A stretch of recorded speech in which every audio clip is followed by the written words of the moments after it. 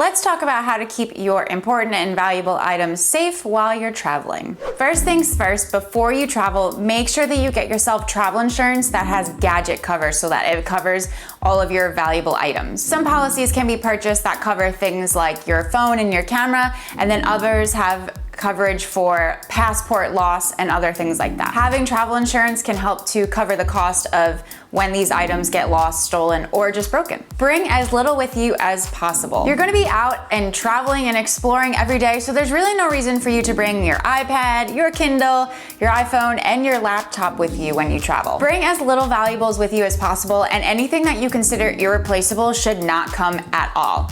And trust me, you will thank me when your bag gets stolen and you won't lose all of your most valuable items. Put important items in your carry-on bag. When you're flying, never put anything valuable or important into your checked bag, because then it's vulnerable to get lost, stolen, or you just might lose your bag forever thanks to those great airlines. For more information about what you should and shouldn't put into your checked luggage and your carry-on luggage, you can click the card popping up here and watch that video. Lock up valuables in your room. Put anything of value, including your passport, into the safe in your hotel room, or if you're staying in a hostel, lock up all of your stuff into the hostel locker, even if you know everybody else who's in the room with you. Just remember that safes and lockers can vary significantly in size, which is another reason why you should bring as little valuables as possible, because you might not be able to fit everything into your locker and might have to just leave them scattered around. Take as little as possible with you when you go out and about. If you're going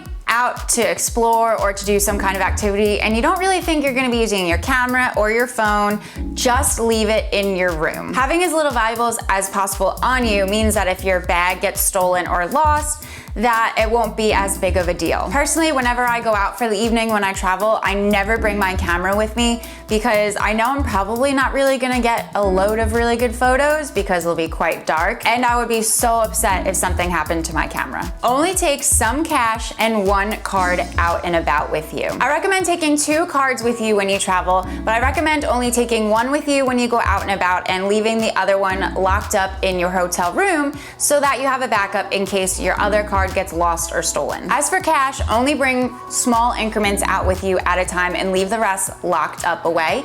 And if you're traveling in a group, spread the cash among everyone. That way, if one person gets pickpocketed or robbed, then you've only lost a little chunk of cash, not all of the cash that you were supposed to have for the day. Many people, when they go travel, they get themselves a hidden money pouch, which essentially is this little pouch that goes underneath your clothes where you can keep your cash, your cards, and your valuable things like your passport.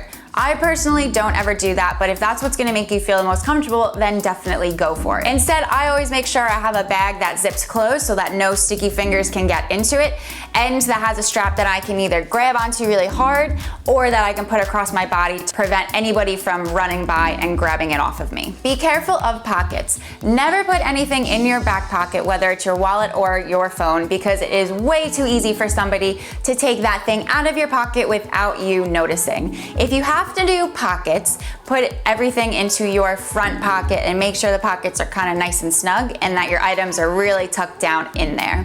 The same goes for pockets on bags and backpacks. Don't put anything valuable in the outside pocket because it's just too easy for somebody to stick their hand in without you noticing, even if it's zippered up. What should you do with your passport?